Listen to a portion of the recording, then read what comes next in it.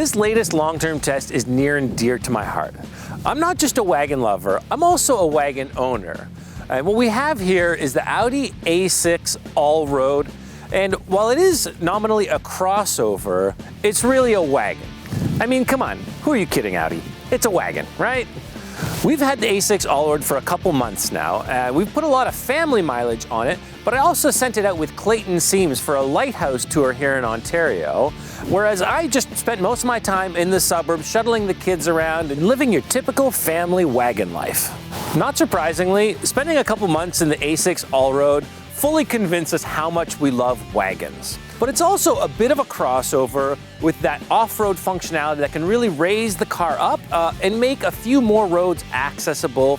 But at its core, it's just a luxury all-wheel drive wagon with a real sporty edge to it in daily driving and all the practical you really need for a small family.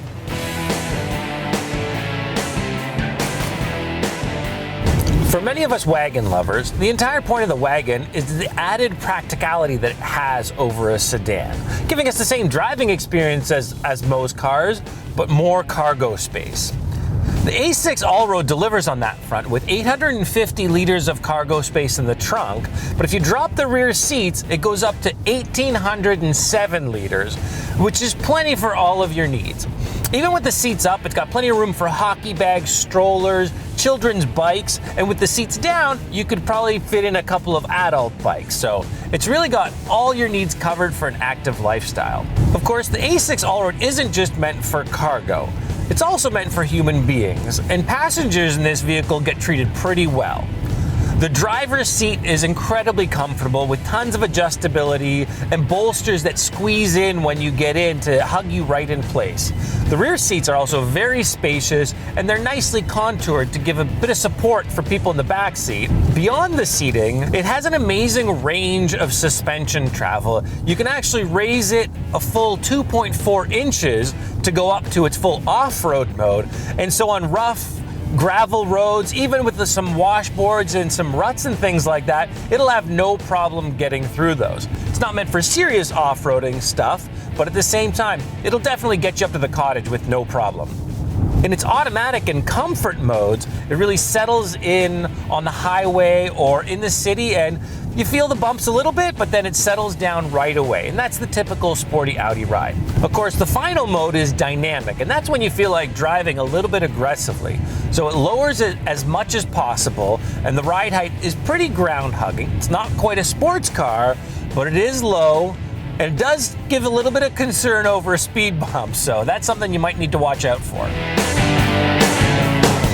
Audi didn't skimp on horsepower when they came time to pack an engine in this thing. It's got their 3-liter twin-turbo V6, and it's got 325 horsepower and 369 pound-feet of torque. And that's enough to get it to 100 kilometers in 5.2 seconds. However, to gain back some of that fuel consumption taken up by its weight, Audi's installed a 48-volt mild hybrid system, which means that the Audi A6 very eagerly shuts the engine down when you're slowing down to a stop. It can even cruise with the engine shut off at higher speeds if you've built up enough momentum. The official fuel consumptions for the A6 Allroad are 11.8 in the city, 9.1 on the highway, and 10.6 combined. But we've been able to actually improve on those, and Clayton, on his long trip into Northern Ontario to go check out some lighthouses, he saw as low as 7.2 in its highway driving, but over 2,200 kilometers overall, we're seeing 9.7 liters per 100 kilometers, which is much closer to its highway rating than it is to its city rating, which isn't usually the case for the cars that I drive. Definitely one of my favorite things about the A6 Allroad is that by dropping it into dynamic mode, you can really push this thing through the corners. And it may not be a sports car, but it handles really nice for a family vehicle. Another thing that makes it great on the highway is all the driver's aids. Now, they're not to everyone's taste, and sometimes it takes a bit of getting used to when it's got the lane keep assist, and there will be times when it might tug against the steering wheel, and it might tug you the way you don't want to go. But most of the time, when you're going through a long, sweeping ramp, you'll feel that it's trying to keep you centered between the lanes, and it means you can have a really light touch There's also times when you might just be looking over your shoulder to see what the kids are doing, and you might start drifting off into another lane, but the steering pulls you back and centers you back in your lane, giving you that safety aspect.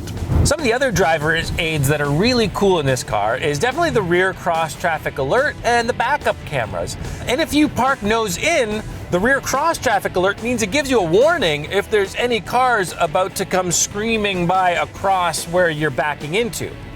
The in-car infotainment system here is top of the line. The center console is divided by two touch screens that control so many functions, it's hard to even get to all of them, even in a couple months of a long-term test. There's a variety of vehicle settings you can adjust. There's massaging seats that you can access. Some things are buried behind the screen in the layers.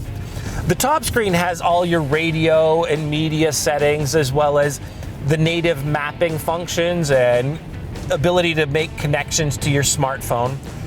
In-car Wi-Fi is also available if you subscribe to the service, so it can be kind of nice where if you've got iPads that aren't connected, the car can provide some Wi-Fi, so the kids can always be connected and they can keep doing their homework if they're doing remote learning in the car.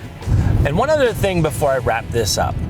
The color on this car is amazing. This car got a ton of comments from all sorts of passers-by whenever we'd be walking up to it in the parking lot. Even Clayton, when he took his little tour, had people coming up to him and asking him, "What's that color? It's gorgeous." So kudos to Audi for finding a nice new shade of this blue, kind of tealy blue that's just beautiful. It's really nice, it's really attention-getting, and it's unique. So good move on their part.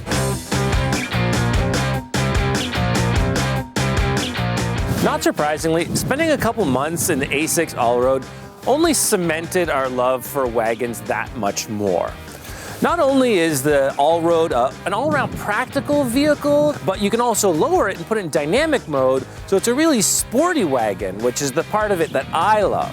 For Driving.ca, I'm Jonathan Yarconi. Don't forget to click the bell to subscribe and follow us on Twitter, Instagram, and Facebook.